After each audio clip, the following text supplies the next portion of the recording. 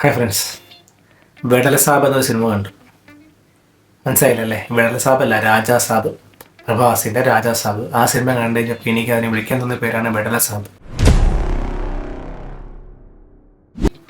ഈ വെടല എന്ന് പറയുന്ന വാക്ക് ഞങ്ങൾ ഫ്രണ്ട്സുകൾക്കിടയിൽ പറയുന്നൊരു വാക്കാണ്. എൻ്റെ ഒരു അടുത്ത സുഹൃത്തുണ്ട്, ജോബ്.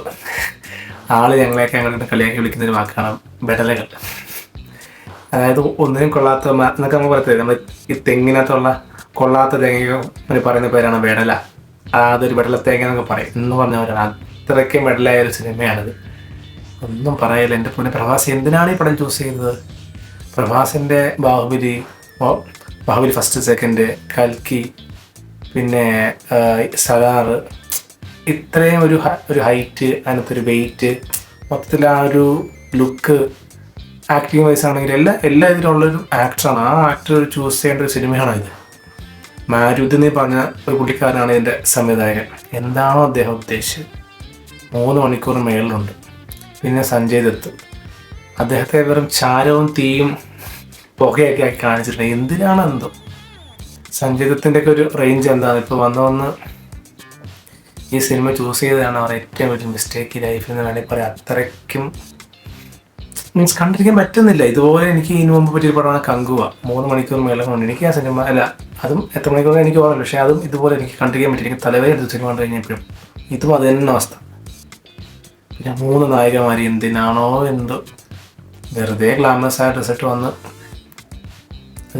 അതിപ്പോൾ കാടാണെങ്കിലും വീടാണെങ്കിലും നാടാണെങ്കിലും ആശുപത്രി ആണെങ്കിലും എന്തൊക്കെയാണ്, ഏത് സിനിമയിലും അവർക്ക് പാർട്ടി വേണം. അല്ലെങ്കിൽ ആ ഒരു ടൈപ്പ്, ഒരു മോഡേൺ ടൈപ്പ് ഡ്രസ്സാണ് അവർ ഇടുന്നത്. പിന്നെ ഇന്നത്തുള്ളത് സരിൻ വഹാബ്.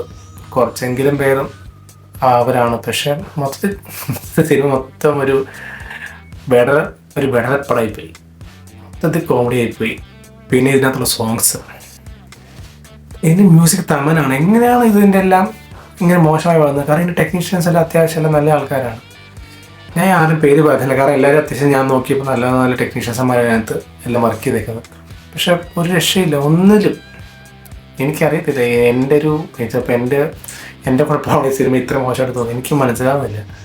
പാട്ടുകളൊക്കെ ആദ്യത്തെ ഒരു പാട്ടുണ്ട്, എൻ്റെ പൊന്നോ എന്തുവാണ്, I am rebel star, romantic star, pan Indian star, സ്വയം പൊക്കി അടിക്കുക. അതിനൊക്കെ കൊറിയോഗ്രാഫിയൊക്കെ എന്തൊരു മോശമാണ്. എനിക്ക് നമുക്ക് ഒന്നിനും തെലുങ്ക് സിനിമയിലെ സോങ്സൊക്കെ നമുക്ക് എന്തെങ്കിലും കാണാനെങ്കിലും രസം ഉണ്ടാവില്ല, ആ ഒരു കേൾക്കാൻ ഒരു ഇൻട്രസ്റ്റ്. പക്ഷെ ഇതൊന്നുമില്ല. പിന്നെ വിദേശത്ത് പോയ കുറച്ച് സോങ്സൊക്കെ ഉണ്ട്, അതൊന്നും. പിന്നെ മൊത്തം ഇതിനകത്ത് ആ ഒരു VFX എല്ലാം മോശമാണ്. കുറേ സീനൊക്കെ മോശമാണ്. ശരിക്കും മനസ്സിലാവും നമുക്കിത് VFX. ഇപ്പം പറയുന്ന ഒരു ചെറിയ സിനിമയിലുള്ള VFX പോലെ എത്ര നല്ല ഭംഗി നമ്മൾ കാണുക. എല്ലാവരും ഇവനും ഒന്നും വേണ്ട. ഇൻസ്റ്റാ റീൽസിലൊക്കെ കാണുന്ന ഉള്ളൊരു VFX, ചെറിയ പിള്ളേർ ചെയ്യുന്ന ഈ VFX ഒക്കെ ഇത്രയും കൂടി മുടക്കി ഇറക്കുന്ന, അത് പ്രഭാസിനെ പോലെ ഒരു ആക്ടറിൻ്റെ സിനിമ ഉണ്ടാക്കുന്ന ഒരു VFX ഒക്കെ ഇത്രയും മോശമായിട്ടാണെങ്കിലും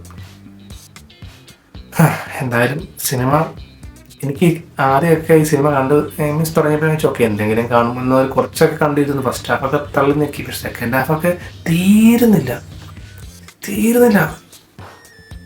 എത്രയോ സീൻ കട്ട് ചെയ്ത് കളഞ്ഞ് ഒന്നുകൂടി ചെറുതാക്കുക, അല്ലെങ്കിൽ ആ സീനൊക്കെ ഷൂട്ട് ചെയ്തെങ്കിൽ അത്രയും പൈസകൾ ലാഭമായതിനെ.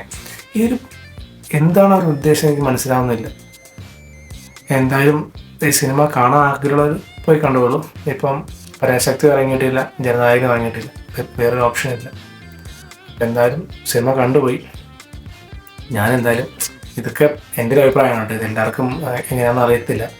പക്ഷെ എനിക്ക് പേഴ്സണലി ഒട്ടും മാർക്കായില്ല സിനിമ. നിങ്ങൾ താല്പര്യമുള്ളവർ പോയി കാണാം. കണ്ട് നിങ്ങളുടെ അഭിപ്രായങ്ങൾ താഴെ പറയുക. ഇതെൻ്റെ പേഴ്സണൽ ഒപ്പീനിയൻ മാത്രമാണ്. ഓക്കെ, ശരിയാണ്. ബൈ.